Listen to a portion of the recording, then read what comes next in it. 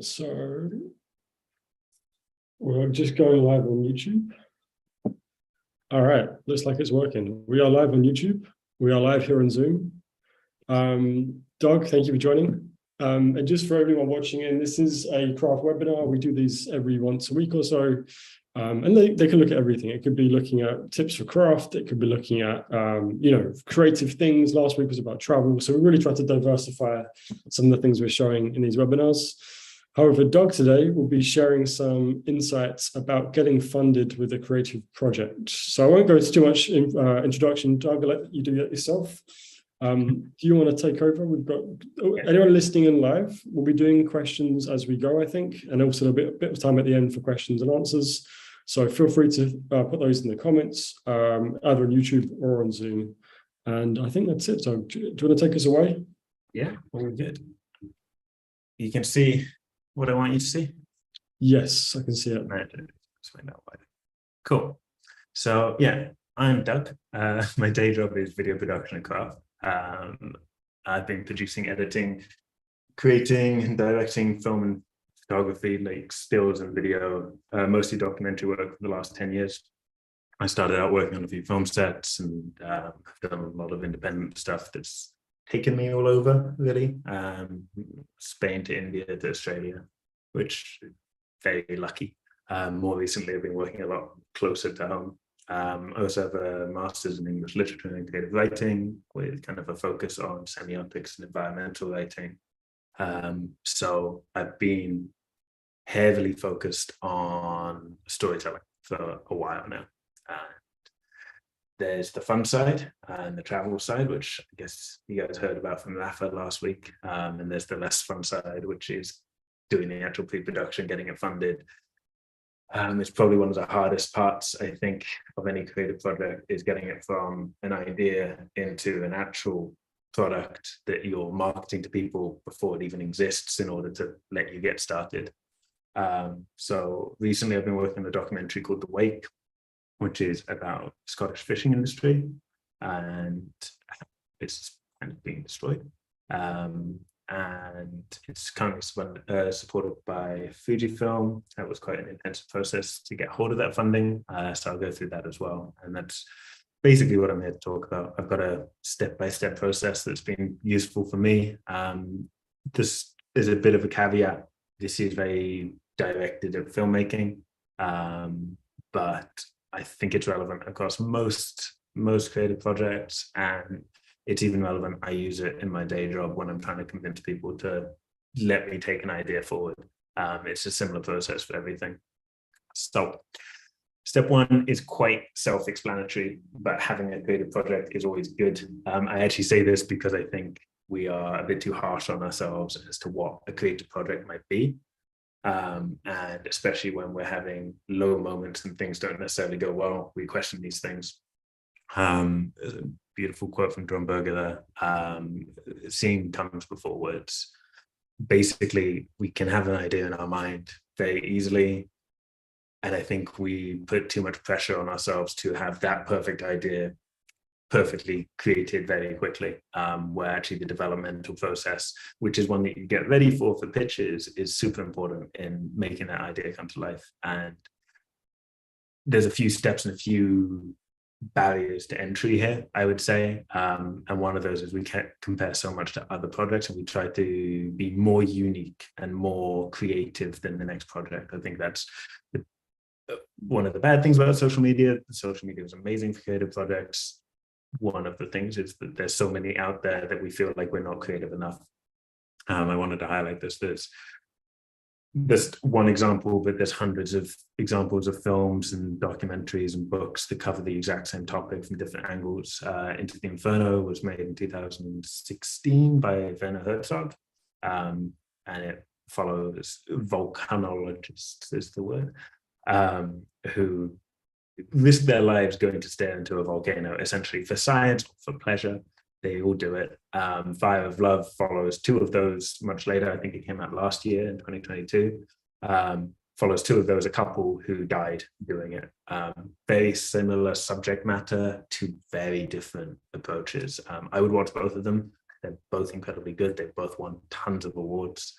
Again, same subject matter. So, I mean, if on other levels, I think, what was it? White House Down, and there was some other disaster movie. Lots of films come out at the exact same time with the exact same topics. So I wouldn't be perturbed. There's always a new way of looking at things. For The Wake, for example, I was looking for sort of heritage industries that have been in the family for generations that were dying out. And I found a documentary on this guy, Bally Philp, who lives in the Highlands of Scotland, and he's a fisherman. And there was already a documentary on him that I was watching, and I felt that part of his story wasn't told properly, that there's more about the loss of being able to pass something on to his children than about what that documentary was talking about, which was more the politics of fishing in Scotland. So that was what my documentary was on. I got in contact with him. It's the same thing, it's the same topic, but there's another way of looking at it, and there's always a story within a story. I want to quickly touch on this. It's a very weird thing to try and explain, but just whether or not where you can find creative ideas. I don't often quote Picasso because he wasn't the nicest human being in the world. But basically, if you go after something you're passionate about and you're already working on, you're far more likely to find an idea that you know enough about other stuff to be able to connect some dots, but mostly you're just going to be excited. You know, at some point it will turn into a job, and when it turns into a job, it starts feeling rubbish. So being passionate about it from the beginning is helpful. Okay, this is by far the hardest part of this and the most important, but learning to communicate your idea.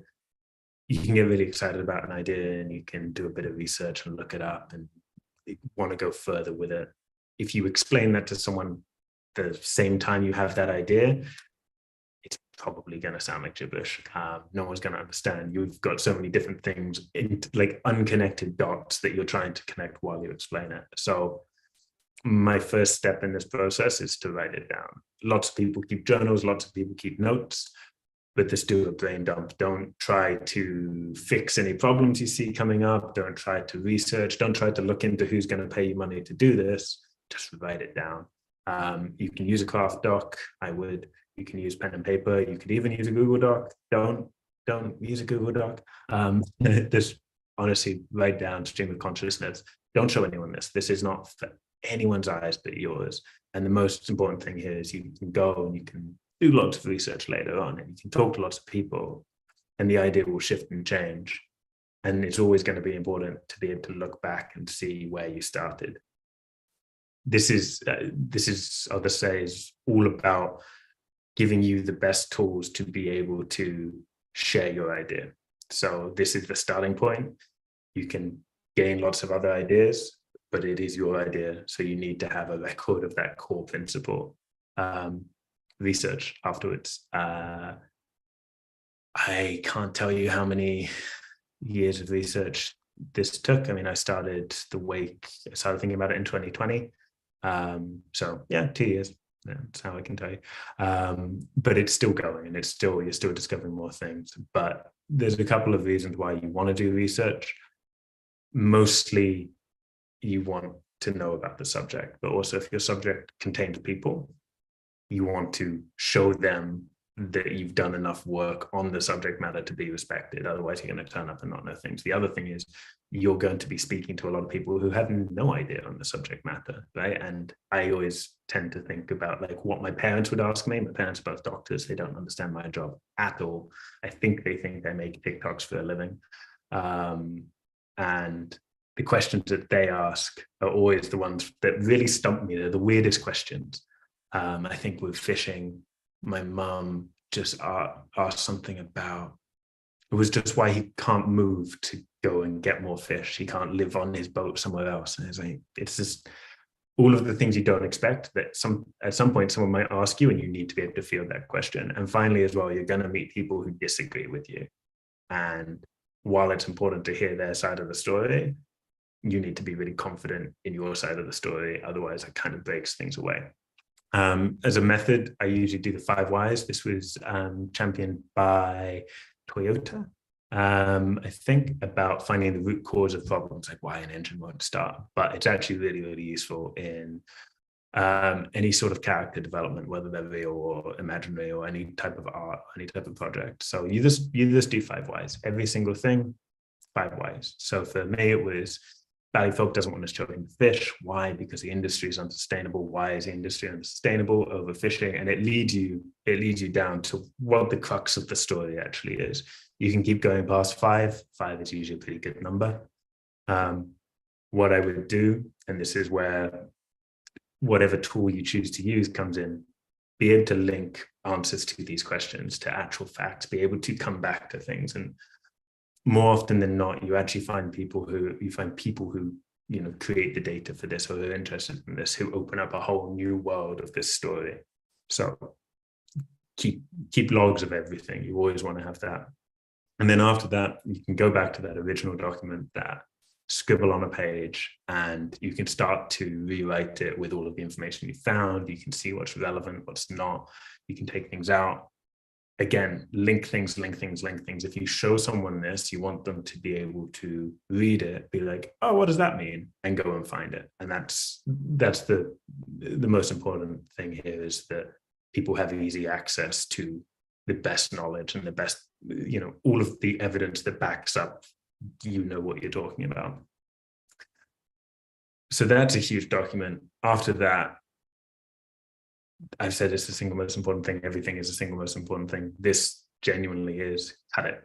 Take it all down to 2 or 3 sentences. If you can't do that, no one is going to take you seriously. It is the hardest thing to do because you've lived in this research world for so long, and you know all of these things, and you want to share all these things, and you're going to put them into this project, and If you can't explain it, and even if you can't explain it in 1 sentence, to be honest, people aren't going to know that you know what you're talking about. They're going to feel that you need all of this backup information to prove a point, as opposed to just being able to say it. So this is what we did for the wake. The traditional Scottish fisherman faces the trials of keeping his craft alive in the face of unstoppable overfishing and the breakdown of local ecosystems. While the world outside Scotland, the Scottish Islands, debates furiously on British independence on the fishing market, Ballyfolk's community struggles with the reality of their situation and how to continue on for their own children. That, I would actually say, is quite long. I'm going to drop down to here. There's open. People aren't going to be able to see that, are they? Where we took it down to even this 1 sentence: a traditional Scottish prawn boat is at the forefront of the fight to save Scottish fisheries from being wiped out by industrial fishing. You can keep cutting and keep cutting. You want to be able to show it in a way that is so brief that when you do send this to people, when you're asking for money, this might be the only thing they read of it before they make a decision. They will read the first sentence and they will generally be like, this is interesting, this is not, I'll read more, or I won't. So it has to be in there. If it's not in there, people literally throw it away. So next is more research. There's always more research, but this is about who you're pitching to or who you're going to pitch to. Each funding source is ultimately only ever looking out for themselves, right? I could go on for days about neo-capitalism and filmmaking, but ultimately any production company, any film house, any grant, anyone is trying to do something, and the end product has to serve them. And you need to know what that is before you go to them, because if it doesn't fit, then it's not actually going to benefit the product. You're going to waste your time, you're going to waste their time. And actually, you might want to have a connection with them in the future. So wasting their time means they won't take you seriously. The other thing is it can actually be really detrimental. I've got a perfect example of this from the wake of my cinematographer was looking up funding sources, and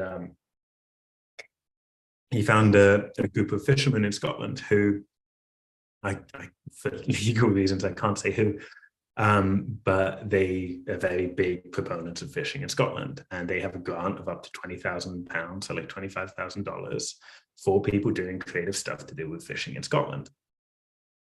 And he was like, oh, this is amazing. And luckily, I'd done a bit of research. I knew who these people were.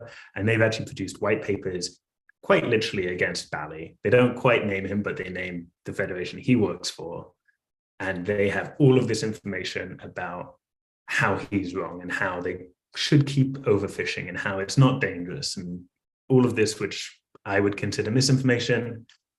They clearly weren't going to fund us. More than that, it would have jeopardized us being able to complete the production, because this is a big, big organization with lots of money and lots of resources who could stop us.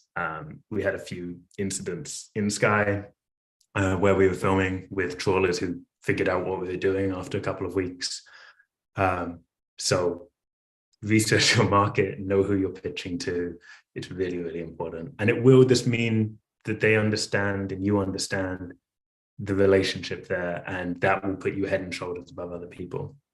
Which brings me on to the next bit, which is pitching personally. I don't know if anyone's read it. They definitely should. Show Your Work by Austin Kleon. As in all kinds of work, there's a distinction between the painter's process and the products of her process. Ultimately, there is a final piece, but people need to know that you can deliver on that final piece. You need to be able to tell them why you're the best person for it, why you know the most about it, all of these different things. I've spoken to companies who receive lots of pitches, especially about creative projects, and they tend to get messages that are like, I went to Egypt once. I took a camera, but it wasn't a good camera. Give me a nice camera and some money, and I can go back to Egypt and take better photos. That's not helpful for anyone at all. That's not selling anything. What they also get is they say, I've been to Egypt. I know this and this. I have these connections. That's great. But they still don't sell themselves, and they don't say why they're the best person. And a lot of people who make grants, who make funds, who do all of these artist residencies, all of this, they are looking for ambassadors for themselves. And you need to be able to sell yourself and your team as an ambassador. And team is a really important message here. It is really, really hard to find a good team of creative people who can work together, which is why companies don't do it themselves. It's why they outsource this, and they would happily give away money and cameras or support in any other form to get hold of a good team. So sell yourself and sell the people around you and sell the connection. So we always put it in who we are, each person, their resume, normally leave a link to their previous work as well. And we really be like, we're the best people for this because of all of these reasons, and we all work really well together, and this is going to happen. So finally, if that all works or doesn't work, keep going. Just keep going with the project. So when we were doing it with the Wake, like I say, I started this in 2020. We didn't get funding until April 2022. We had applied for 12 grants, got in contact with 4 or 5 different companies, entered a couple of competitions. And the reason we got funding from Fujifilm in the end anyway, we failed the competition. We didn't get it. We'd got through the first stage, we'd had an interview, and in between the interview and finding out, and this was the same, it was a similar schedule for like lots of other funds and grants. We went and we camped up in Skye with cameras and filmed a short trailer to have as a proof of concept. And there were 3 reasons for this. One was we wanted to kind of prove to ourselves that even if this all fails, we can go and we can get something. So it's fine. It's not the end of the world. Obviously, we can make something better if we have money, but we can bum this and sleep on the ground and make it work. And we did. We slept in tents. I think I spent 2 nights sleeping on Bally's boat. So it's really nice coming back knowing that you can do that. The other is giving people more context. So we came back and we had a call with all of these people who denied us, but we were able to be like, this is what we mean, regardless of whether they're going to accept or not. And, when we're applying for other things, we can show people this. But the third and most important is, again, it's about selling yourself, right?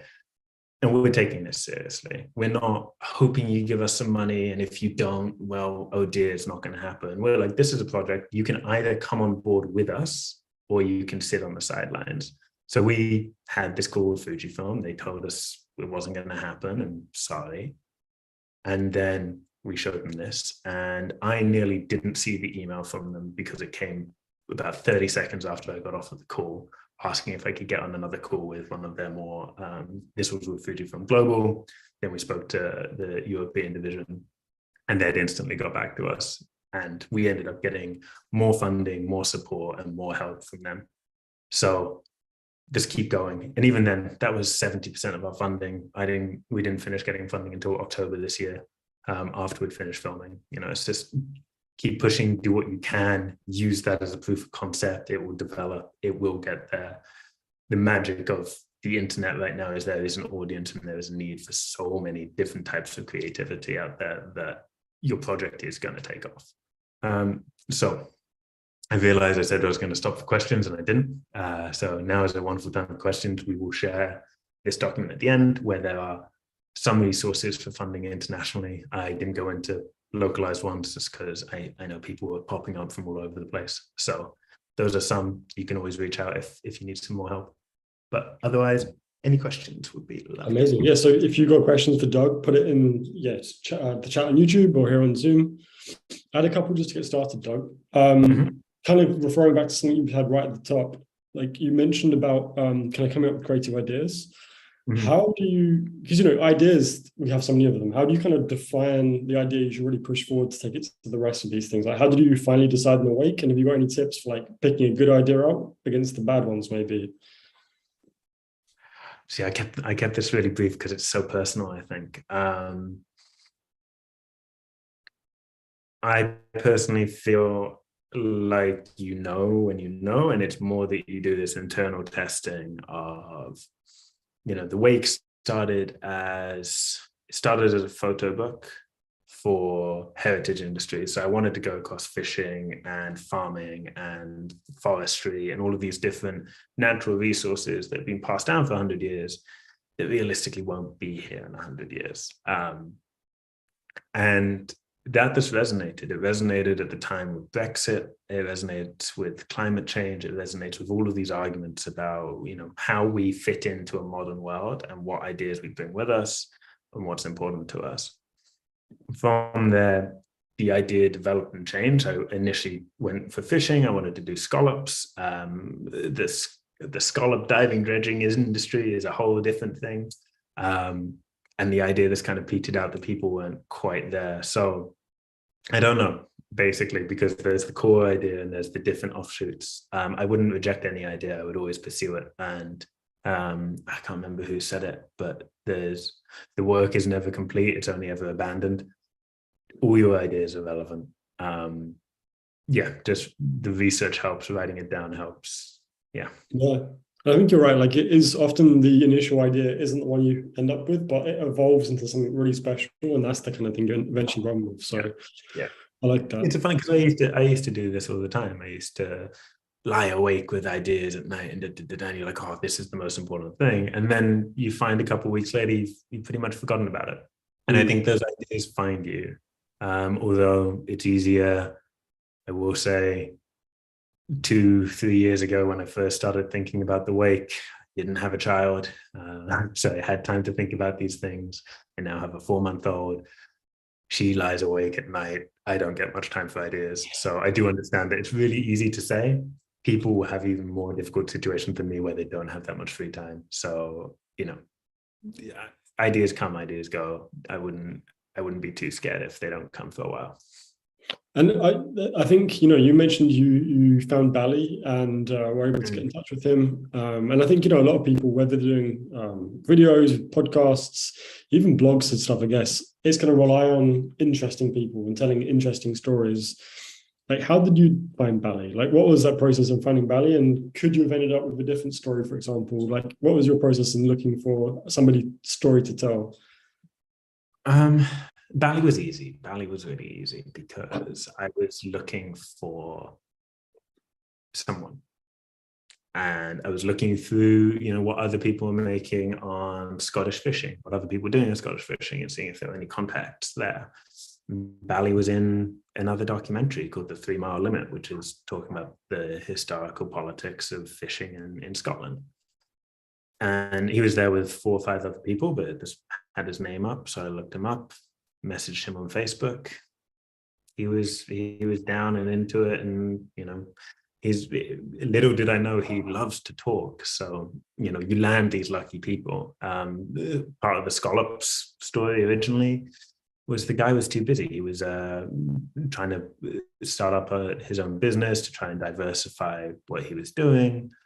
Ironically, that while we were filming, because I was still in contact with him, that business had to shut down because there are no more scallops. And that would have been such an interesting story to tell, but he just wasn't there. So it's luck. It's trying lots of things. You have to reach out to people, and I think in these circumstances, as long as you approach the people you want to make something about or tell the story of, if you reach out in a really honest and genuine way and say why you're interested in it and why you think they're the perfect person for the project, most people are quite flattered by that. Unless I'm emailing Bally and saying, I think all fishermen should stop and should be shot, then, he's probably not going to get offended. And the worst thing that happens is they just say no. And you can have a conversation with these people.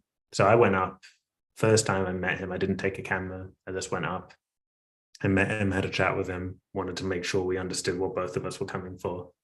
So yeah, it's a bit like hiring for a job. Mm.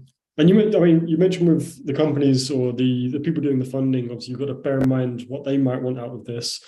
With the people like Bally, for example, do you also have that conversation there? Like, how do you pitch this? Is it like, we just want to showcase what you're doing? Do you have a way to pitch this thing to people?